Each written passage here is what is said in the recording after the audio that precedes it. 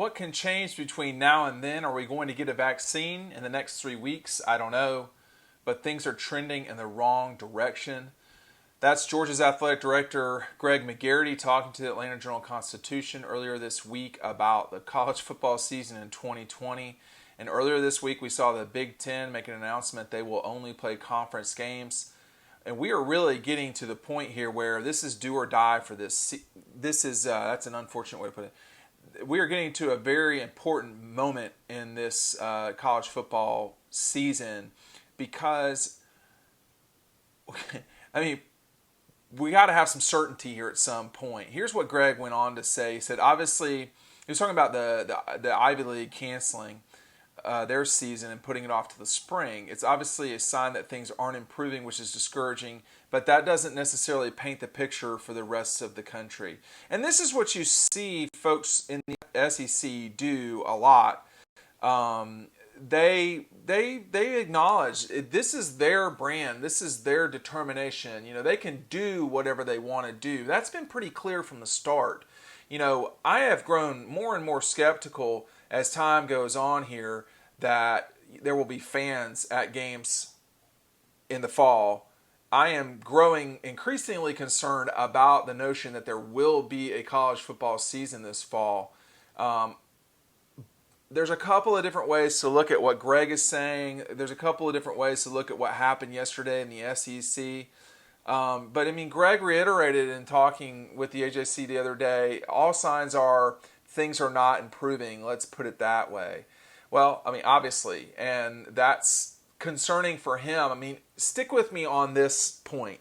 I've got a background in doing budgets for a while too, so for some other things that I've done, and you know, for Georgia, when you look at their budget anywhere in the recent past from $160 million to $180 million for an athletic budget, they are already probably going to have to give back contributions. They're probably going to have to give back ticket revenue. There's not a lot of other revenue remaining with the exception of television revenue. And that can be anywhere from $45 to $50 million per SEC institution. Georgia is positioned about as well as anyone in the country in terms of savings, etc. You cannot say that about people like Tennessee, Florida State, who have fewer than $11 million in savings in Tennessee's case. I mean, that's just not going to work. They've got to play the season. But let's just stick with Georgia for the time being. If you are paying Kirby Smart about $7 million and his two coordinators about $3 million, a little give or take here, that's not quite $10 million just for your three top coaches in football, let alone both basketballs, baseball. Those are $1 million total contracts. It is going to be hard for Georgia to get through this fiscal year. They can do it because they can pull money from reserves. They can lay people off, which no one wants to see happen. There's a lot of different things that you can do to get to the next year. That assumes that you can play next year. That assumes there's a vaccine. That assumes a lot of different things. So right now you're seeing the universities, particularly those with medical schools like the Big Ten. Almost all the Big Ten schools have medical schools. Georgia does not, obviously. The University of Alabama is in Birmingham. So the SEC is not as, you know, doesn't have as much coverage from medical perspective because some of their institutions simply do not have it. The Medical University of Mississippi is in Jackson. It's not in Oxford. It's not in States, Starkville. God. So,